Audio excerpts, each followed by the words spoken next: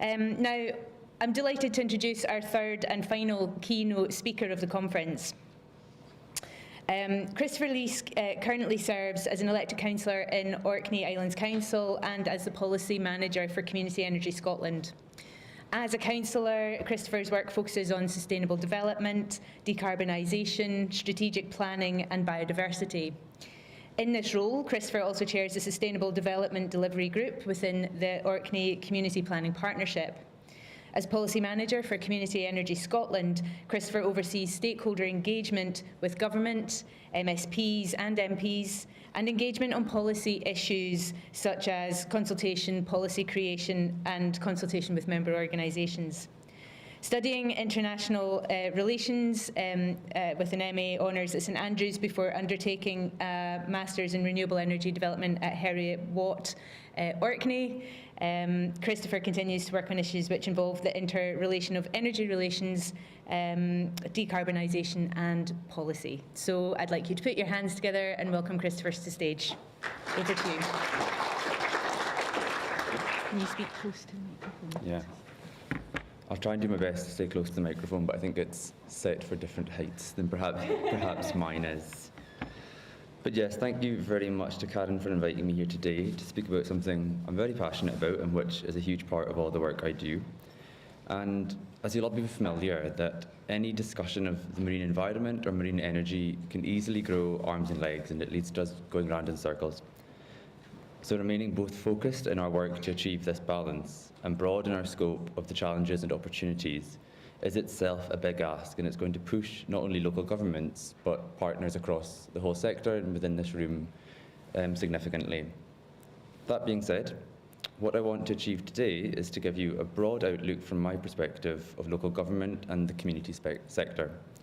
As both a local councillor and a lobbyist for the community energy sector nationally, I see the same issues playing out locally and nationally, so it's a great opportunity.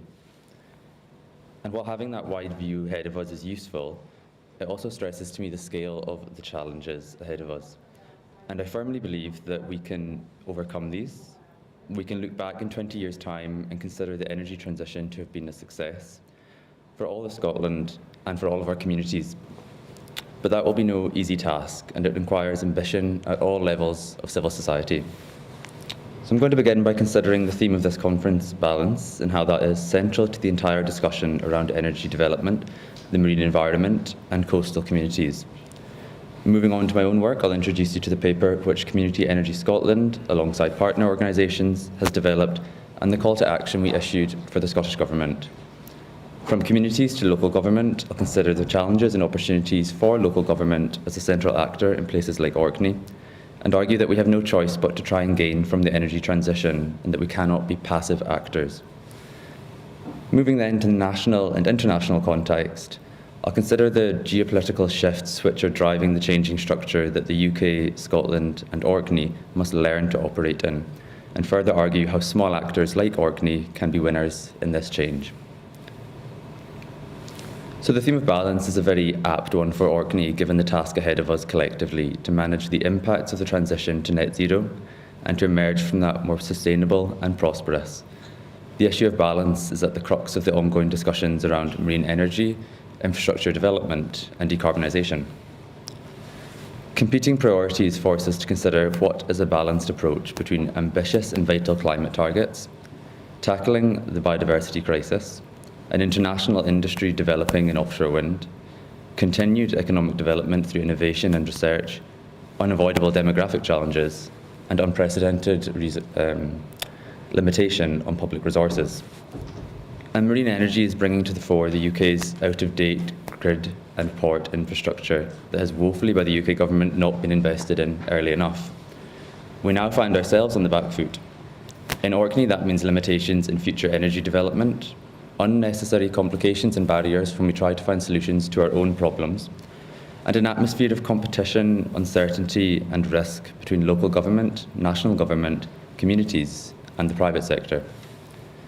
And one of the most striking things I realised in the role of a councillor is how poorly our national infrastructure, climate targets, energy development and economic development have been coordinated across the UK, Scotland and the Highlands and Islands. It's a regrettable fact, but it's a reality we have to face up to in Orkney and operate in. The last 2 years in Council have shown that forward thinking and planning, coordination of investment and collaboration between private sector, local government and national government has been left to those who want to and not coordinated at national level. We now find ourselves questioning the ambition and intentions of other local authorities, port authorities, government and developers.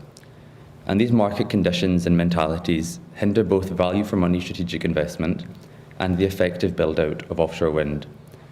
And the context is increasingly worries me that unless we get on top of this, the opportunity will begin to slip away. Why? Because achieving the balance between all those factors I listed earlier depends on collaboration and communication. Throughout the rest of this talk, I'll touch on various issues which do all concern balancing competing needs and pressures, challenges and opportunities, and we'll return to this more explicitly at the end, and in discussion afterwards, I hope. So at Community Energy Scotland, we've been working with partner organisations looking at the role of communities in the energy sector, alongside Development Trust Association Scotland, Community Land Scotland, the Scottish Community Alliance and Scottish Communities Finance. We represent over 1,000 community groups across Scotland. Our members have been telling us more and more that they are disenfranchised, that the private sector-led and controlled energy system isn't working for them, and have been highlighting the postcode lottery we see across the country and how communities are treated and engaged. And this work was not specifically about marine energy, but I'm going to think through how these broad issues affecting communities across the country apply to the marine energy sector, and where there are opportunities for both communities and the sector itself. The challenges in energy policy and the involvement of communities can be categorised by ownership level, and it's essential that we begin to recognise more distinctly that these are not comparable and require different work streams to enable them. Firstly, we need to begin developing community-owned energy en masse again after years of stalled growth. Secondly, we need to get to the bottom of whether shared ownership is a credible option which can be delivered between the private sector and the community sector. And finally, we need to take control of how community benefits are delivered in Scotland. But how do these issues, which we associate with onshore energy generation, particularly onshore wind, relate to marine energy, and what might we learn when we try to see the opportunities for communities in marine energy? Well, if we take ownership first. As it stands, it seems to me a mixed picture. It seems highly unlikely that at any point in the next decades, communities will be able to access offshore wind or wave and tidal ownership. I think this is inevitable given the complexity in developing and delivering these projects, the speculation and levels of risk required, and the scale of capital cost. Where we may see community ownership grow in marine energy is in smaller scale wave installations. As technology matures and risk reduces, communities and local authorities should look to opportunities in wave technology in harbours or tidal barrage technology integrated into local infrastructure. The challenge in developing these projects is still significant and notably more complex than traditional community-owned onshore wind, never mind drastically less proven. Our track record in Scotland of over 20 years of strong community-owned energy is primarily based on onshore wind, hydro and solar, and we have work to do over the next 5 to 10 years to learn from that track record and apply those lessons to new and emerging forms of technology. Turning to shared ownership, the past 10 years suggest this is going to be incredibly challenging to advance. Onshore wind has taught us that communities and developers are not supported or regulated well enough to develop serious and credible shared ownership of generation assets, which can really be truly called credible shared ownership. At Community Energy Scotland, we consider shared ownership to be credible when it meets several key tests. Communities receive proportional revenue and have proportional representation on boards which control and manage assets. Communities have proportional decision-making power at every stage of a development. Communities are accountable and responsible relative to their ownership stake, albeit these risks can be mitigated and underwritten to large degrees, and the ownership of the asset is genuinely shared between the parties involved. As wave and tidal matures and becomes more widespread, developers, governments, and the community sector need to begin thinking about how this opportunity might evolve. Vitally, they must learn from the failure of onshore wind shared ownership and get ahead of the issue before the opportunity even arises. Finally, community benefit arrangements can be considered the softest form of community involvement in energy developments, and a topic I want to think a bit more broadly about, particularly given, as I say, the future ahead of us is as yet undefined on what this will look like in the marine energy space. But first, I want to quickly thank Dr. Sandy Kerr for sharing the information with me that I'm going to speak about, and first introducing this topic to me during my MSc, and alongside him and Mark, largely to blame for why you're listening to me today, I suspect. So where do community benefits come from in Scotland? In 2003, Highland Council began suggesting 1,000 per megawatt installed per annum, and we can see Argyll and Bute follow in 2004, suggesting 2,000. In 2013, we see the first instance of formal inclusion of benefit schemes into planning guidance or policy. Highland Council noted that, quote, developers will provide community benefit of not less than 5,000 per installed megawatt that will annually appreciate in line with the UK Retail Price Index. Now, that statement from Highland Council needs some unpacking, because there are three important inclusions in that. That developers will provide this benefit. It's not suggested as optional or recommended. As it stands, benefit payments are still optional and are not sufficiently monitored or non-delivering developers publicly held to account enough.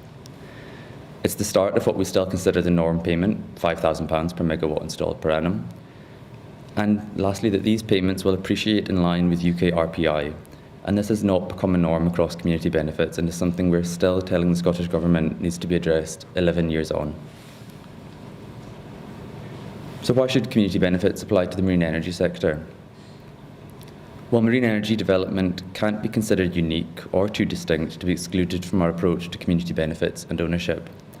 At the crux of it, just as onshore wind generates revenue from an infinite common good, the wind, so too does offshore wind or wave and tidal. Additionally, marine energy not only relies on a common resource, but occupies space in our common good, the sea. Given this, it seems even more appropriate to me that meaningful community benefit is applied to the marine energy sector, and that we learn from the failings of the onshore sector. Our call to action for the Scottish Government to ensure communities receive a fair energy deal raises 7 actions which the Scottish Government can take to start the work on ensuring communities get just that, a fair energy deal.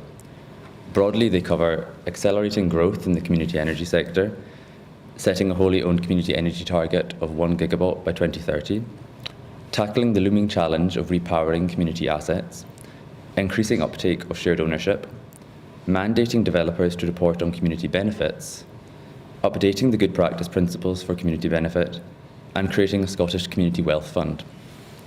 And I'll expand on that last one for a national community wealth fund, which is perhaps the most transformative. We know offshore wind community benefit best practice principles are in development in Scottish Government, and equally we welcomed a very positive discussion with the Energy Minister in January and forthcoming engagement with her.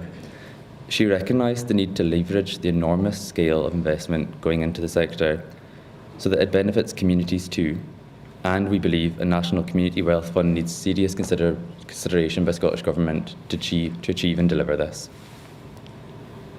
Creating a lasting legacy of our energy transition built by government, private sector and communities working together is a unique opportunity. A national community wealth fund would invest in communities and enable them to build their own long-lasting wealth creation.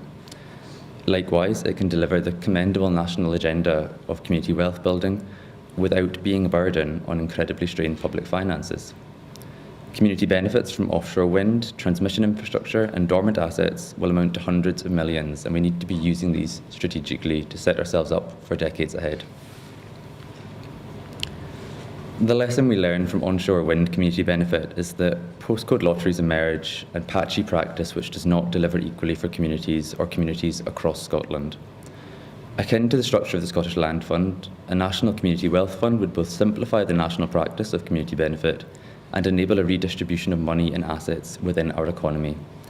And it's this redistributive agenda of community wealth building which the Scottish Government must grasp with both hands if it wants the legacy of marine energy to be a transformative one.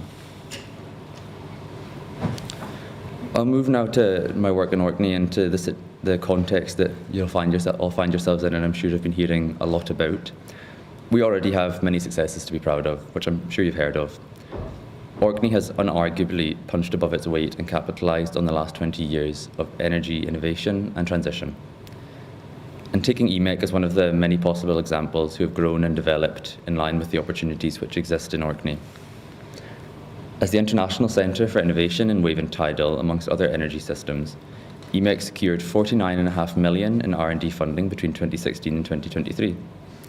Furthermore, it has over its lifetime been involved in projects worth $538 million, an exceptional level of investment and funding secured and involved in within the UK, which we don't always recognise here in Orkney. If EMEC or other organisations, and there are many examples of this in Orkney, in the sector didn't exist, and we were offered the chance to develop these businesses and organisations, we would be biting off the hand that offered it. But what's really striking to me is the local impact here in Orkney that the sector's had. Taking the case of EMEC again, because they have very available statistics, we can see the direct and wider benefits of attracting a growing and highly skilled workforce.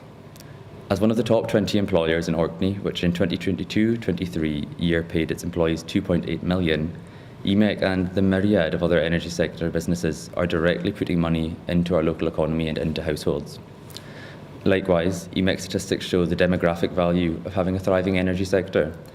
The majority of EMEC staff are 35 or younger, and 2/3 of the entire staff team have moved to Orkney from the UK and internationally. And that touches on two important challenges we have in Orkney, which I'll take in turn. Firstly, to be an attractive location for high-skilled international labour, and secondly, the simultaneous growth and ageing of our population here. Taking the first, I've seen firsthand the impact that having an international and diverse workforce has here in Orkney. When I came back home to complete my MSc in Stromness, I found myself in what was, to me, a bizarre situation, where I was going to study with 20 other people, none of them from Orkney or who had ever been in Orkney. It was like being back at undergraduate down south. And as the year progressed, I was continually struck by the transformative impact that spending time with an international group of peers was having on my own perspective about being in Orkney. And this might sound odd to you, but that experience is not accessible to young Arcadians during school. It's not a norm. And that's the power of places like ICIT and our wider energy sector, is that its ability to draw people from around the world and feed this long-term sustainability and dynamism about Orkney's communities, and that's something we can't take for granted. Since finishing my MSc and taking on the roles I've had now, I've been very fortunate to have some of my closest friends who all work in the energy sector, none of whom are from Orkney. And if I was using slides, I'd have embarrassed them and put up pictures, but I don't think they're here today, or they've also escaped that. But those figures I mentioned about EMEC staff, that yes, they sound very positive, but it's a very cold way to consider the impact individuals have in a community like Orkney. Being here and seeing the intangible and huge value that a vibrant sector adds to our local society is the only way to truly understand and to experience the importance of what I'm trying to articulate here, and I hope you get a chance to see a bit of that. And this value is important to stress, as from my perspective it gets to the crux of what we need from the energy transition, and that's demographic rebalancing. The inescapable reality is that we have a growing but ageing population in Orkney. Unlike other areas of the Highlands and Islands, we don't struggle with unemployment, and in fact we are overemployed, with huge pressure on every organisation to attract talent. In year-end September 23, we had a 90% employment rate, and this is a very healthy sign given the Scottish average of mid-70s. The 2022 census figures paint a concerning picture, though, of a demographic ticking time bomb. They show we have a growing population, at 17.3% over the last 10 years, the second highest in Scotland after East Lothian. However, we're disproportionately attracting those aged 55 and over. Over the 2011 to 2021 period, our over 65 age group grew 75%, while 15 and under decreased by 7%, and 25 to 44 down by 5%. It's essential we don't lose sight of this, and that in all we do, we consider how we can attract more young people to Orkney. And this is already at the fore of many discussions local partners are having, and we know as a local authority that more has to be done to facilitate this. And I look forward to working with folks in the room and across Orkney on how we can come together to form a deliverable plan that how this will be achieved and how we will manage our demographics going into the future. Turning now to the bigger picture, the international context. And Karen mentioned that I studied international relations at undergrad at St Andrews, so I was determined to crowbar in a little bit of that work, but it's something that I think we often lose sight of here in Orkney. Orkney is well placed to play a central role in Scotland's energy transition, and this is well acknowledged locally and nationally. However, we often lose sight of the significant structural changes ongoing and forthcoming in the international energy system. And this is short-sighted, and we must do better to take into account that wider changing geopolitical context. It's hugely important for us.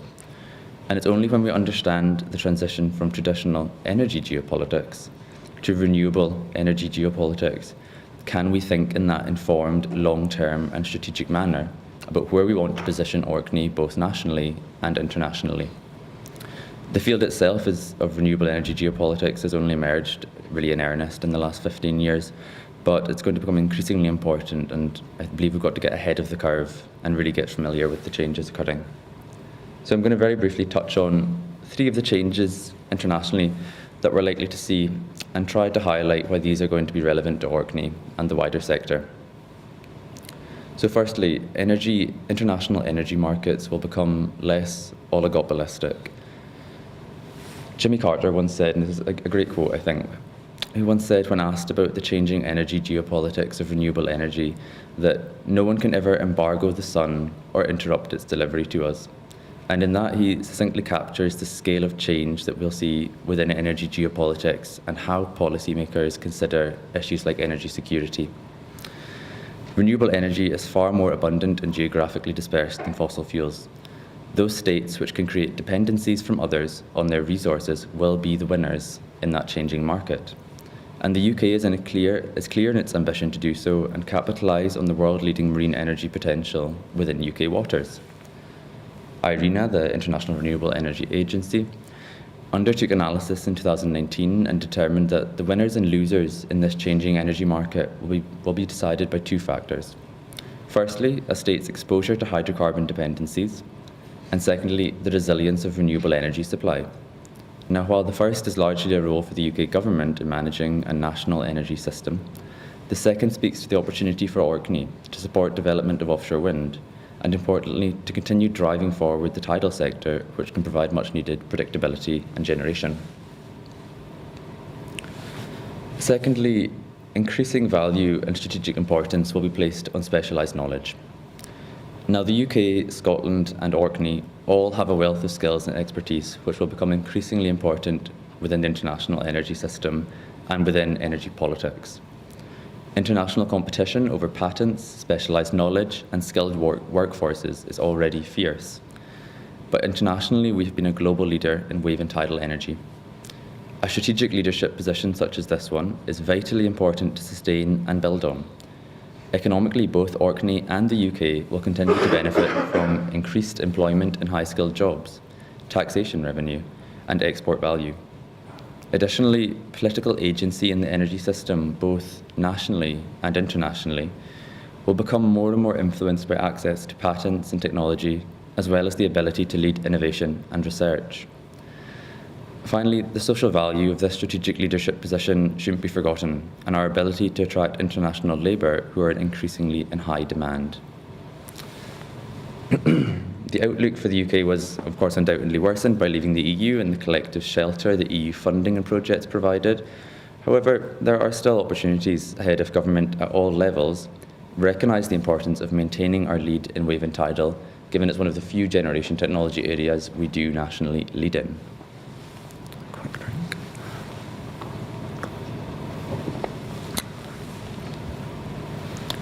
And finally, the electrification of the energy market internationally is going to shift importance from feedstocks like oil and gas towards generation technology and services.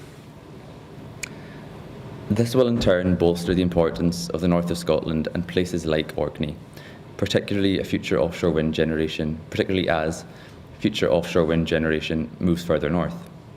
This is going to have political implications for local government and the local sector here in Orkney, who previously have had some involvement with oil production, such as we have in Orkney and Shetland.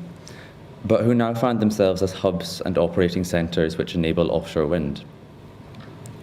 Again, this speaks to the importance of a strategic and collaborative approach and national governments to ensure that we make the most of that change, and the impacts of our changing energy system end up being in our favour. But a question that always lingers to me, and I know lingers to colleagues and partners across local government as well, is how do small actors like Orkney engage in these changes and endeavour to emerge as a winner of the energy transition, especially at a time when our ambition is higher than ever, the need to decarbonise its greatest yet, and our finances and resources under unprecedented pressure. Well, interestingly, we can draw quite a lot of lessons from small states which operate internationally in similar contexts. Firstly, managing resources is critically important in somewhere like Orkney collectively. Small actors have more limited resources to provide the same level of day-to-day operations, be that national services for small states or statutory duties for local government. This means small actors must be much more strategic in where they prioritise resources.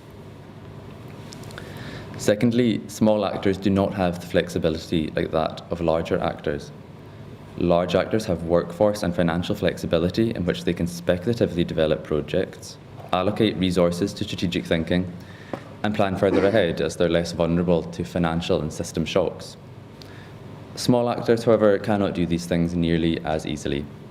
They therefore need to be more strategic, but equally need to be more nimble.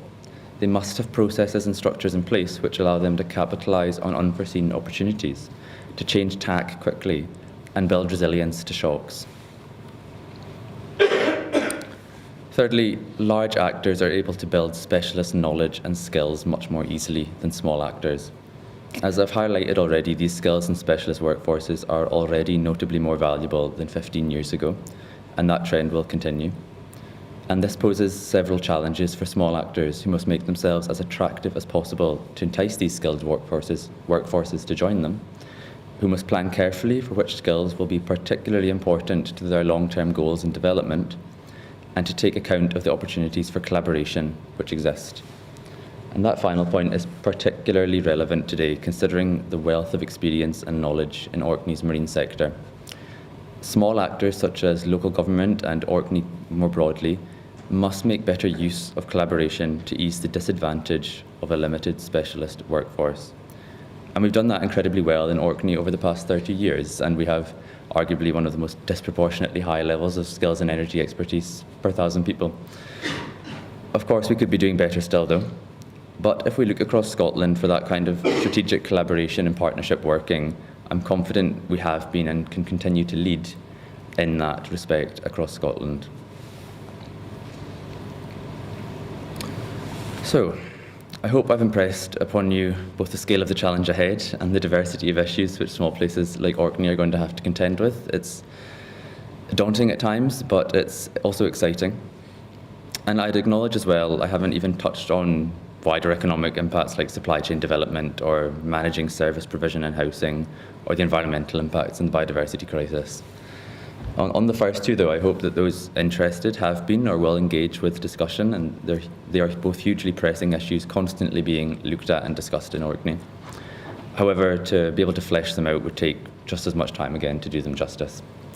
On the third, environmental impacts, I'm keenly aware I'm in a room with marine biologists, but also aware this has been thoroughly covered elsewhere at the conference. So despite the scale of the challenge and the impression I might have given, I am incredibly optimistic. The issues I'm talking about will be a defining theme of my generation.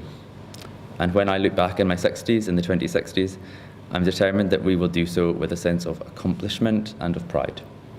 I want us to achieve that balance between growth and impacts, to emerge more prosperous and equal, and have decarbonised our society in a just way. But to be successful, we need people in every organisation and at every level of civil society to take ownership of this opportunity and work towards that common future together. Thank you very much.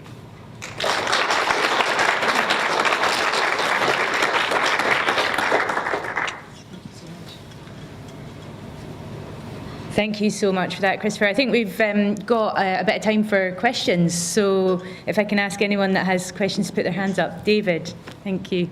And Chris, sorry, if I can bring you back up to the podium to answer questions. I'm going to steal my water quickly.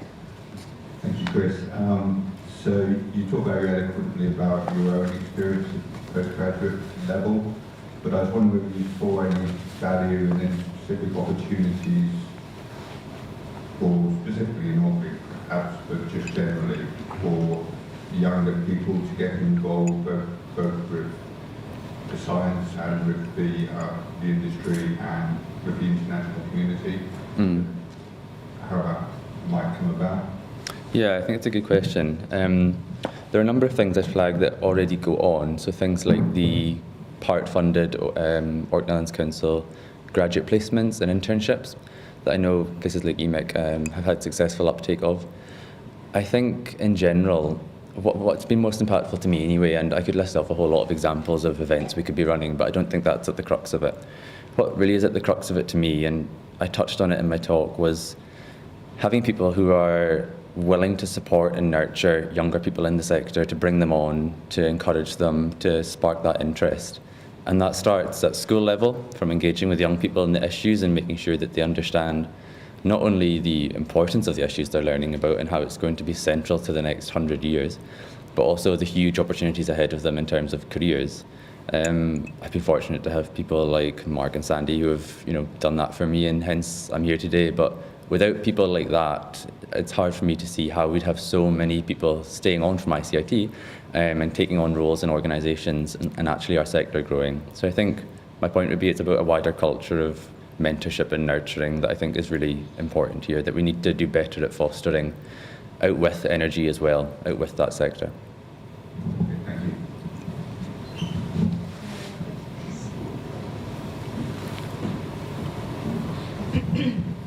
Thank you for that. It's really, really interesting.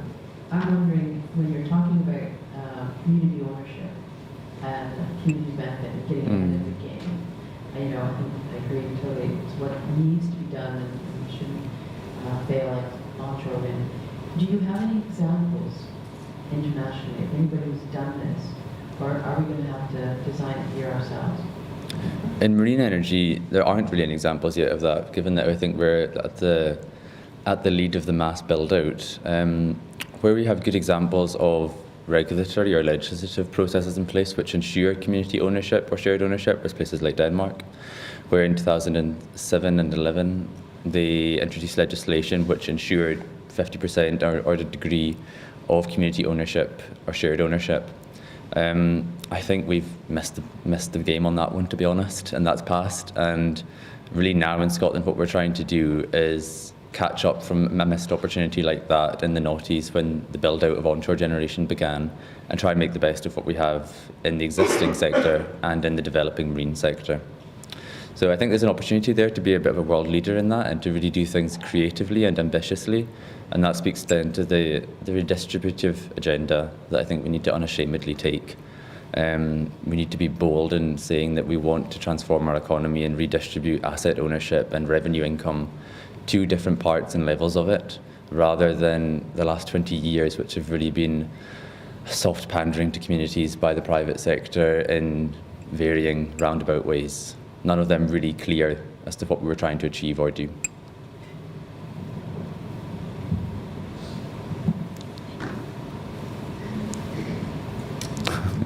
No other questions. I might actually Sandy. through the thought that go ahead. And thanks, Chris. It's really interesting. You touched on the knowledge economy, certainly the importance of specialised knowledge. And it always strikes me that if you have resource oil on the ground, some will come and take it. So if you have a tidal wave resource, when, if that be commercialised, some will come and take it. The thing to be kind of won or lost, beyond that, is that knowledge economy. To an extent we develop that in Orkney. But are there any reflections on how we enhance that or maintain it, or maybe what's fragile or at risk? So, as I say, I've always felt it's the kind of icing on the cake that could be lost. It's there to me. It's not an inevitability, but it's here if you have resource.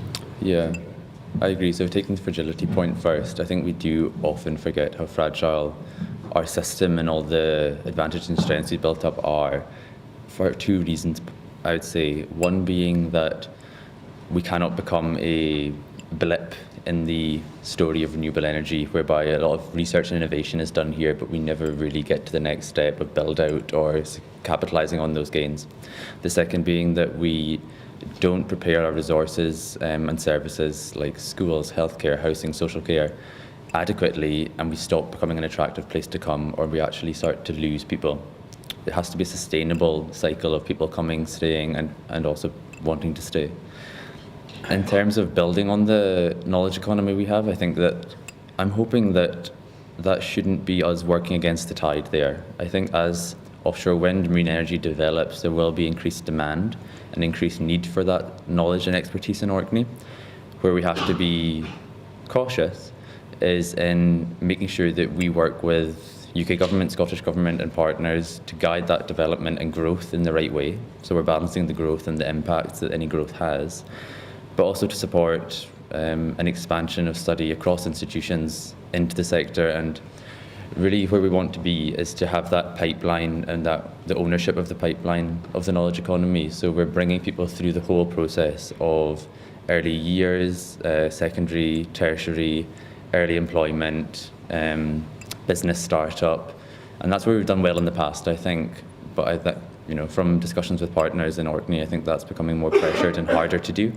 And if we want to really take grasp of the opportunity over the next 20, 30 years, that's the ambition we need to have a pipeline like that we are in control of and that we've fostered, and then we'll see a really sustainable output of not only highly skilled people, but also, very importantly, people in our community that come and stay or are enticed to come.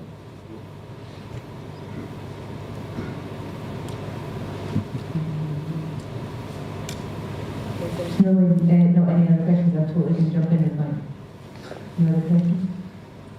Right, okay. I'm afraid you're stuck with my question. That's fine. So you've talked a lot about how Orkney is sort of leading in this space, and you've talked a lot about the lessons that we can learn from other small island states, for example. But what would you say are the three lessons that others can learn from Orkney?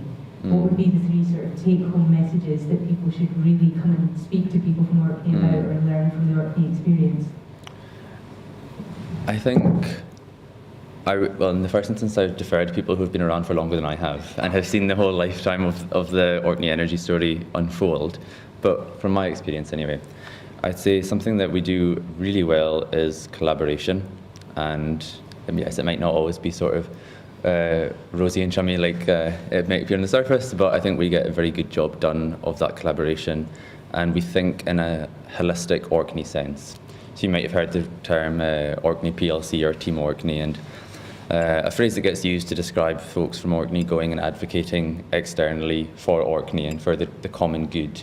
And I think that we are very good at that, in that when I've engaged with partners or businesses from other parts of the country in either role, they're very clear that they're there on their interests, or they're there on their locality's interest.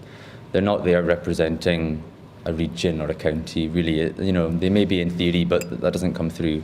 What we do well in Orkney is thinking about how can this benefit not only my organisation and my employees, but also Orkney as a whole, and how can this further our collective decarbonisation or development.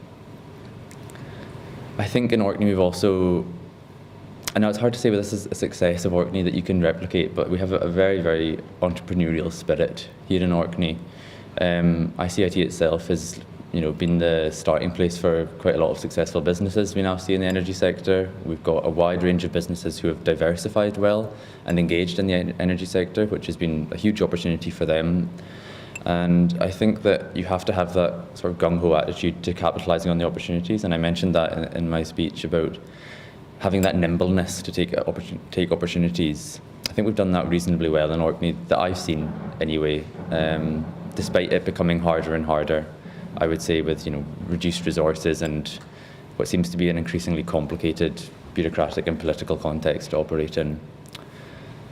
The other lesson from Orkney? I mean, I always come back to the people, really. It's what it's all about for me in our energy sector here. And I'd say that within any area that wants to develop a sector like this and wants to attract highly skilled, in-demand people, you have to really consider about why they would want to come and stay. Because what we'll see more and more of is graduates going into the sector and job hopping between different locales or just following the money. But the challenge we have is trying to attract people here, but also attracting them to stay.